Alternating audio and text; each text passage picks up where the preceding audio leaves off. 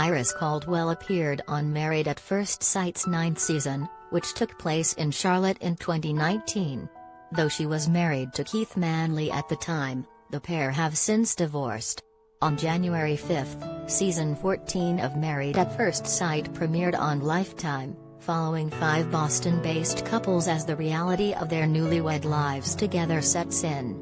Here, Caldwell gives people her recap of Wednesday night's episode, and which couples she sees making it for the long haul.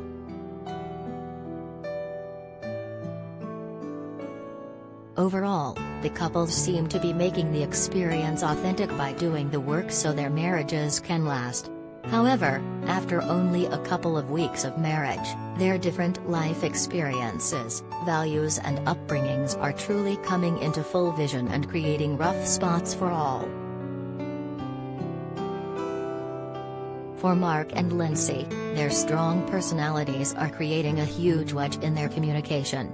Mark is having difficulty getting his point across to Lindsay regarding her extreme say whatever is on her mind attitude.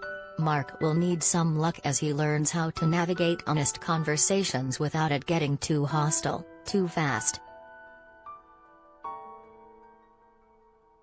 I believe Lindsay might benefit from role-playing and spending 30 minutes in Mark the Shark's shoes to understand his perspective. But instead, she's focused on steamrolling over his opinion, telling him what she needs but not showing that same thing to him. I am with Lindsay, though. Mark's conversation about going back to his ex is a red flag for me as well.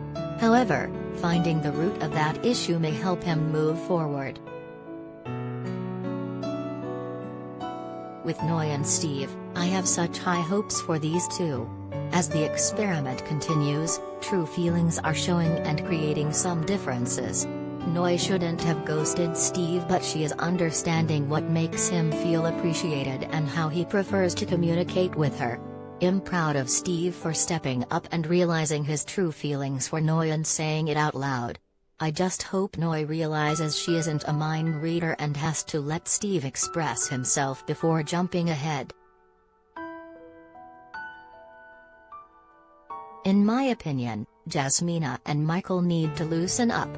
They are way too serious as people sometimes and have to shake it out. Act silly for an entire day, roll in the grass, skinny dip. They need some uncontrollable laughter. I'm glad they finally were able to do that this episode, and I applaud Jasmina for opening the door to make it happen. As soon as they both find an effective way to communicate, and Michael asking for help in that area was definitely a start, I hope Jasmina will acknowledge that. I'd suggest they write their feelings out since it appears their tone of voice is becoming a recurring issue. Jasmina has her guard up and Michael's somewhat breached her trust before. I thought he would have a hard time climbing that wall again until their major breakthrough, where Michael spoke about his brother. That moment brought me to tears, especially because it allowed Michael to be vulnerable with his wife. I want them to work so badly, but I just think their communication is lost in translation. Katina and Elijah are my absolute favorite couple. They are so real in this experience. However, Elijah is completely off the chain about his ideas of gender roles. Pastor Cal already told him the 1950s are over. Barefoot and prego is a thing of the past. His checklist of what she needs to do, regarding housekeeping, grocery shopping and preparing for his housewarming and his floor, are all ridiculous. Maybe he shouldn't complain and just do it with her.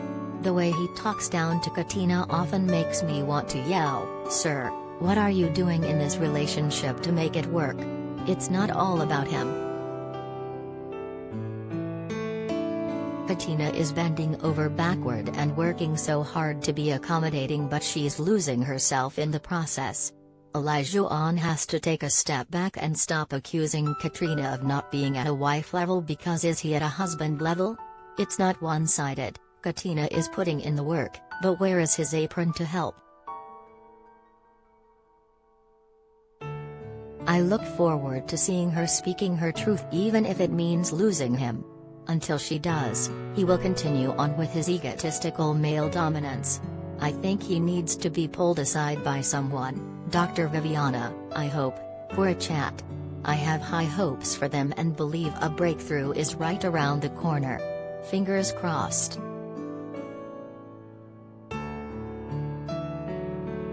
I can't wait to see what the experts might have in store for the remaining 4 couples.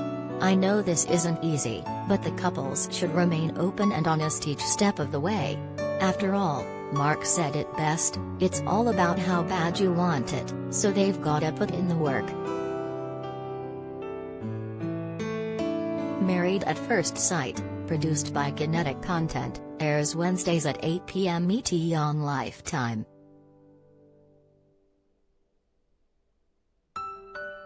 By Iris Caldwell.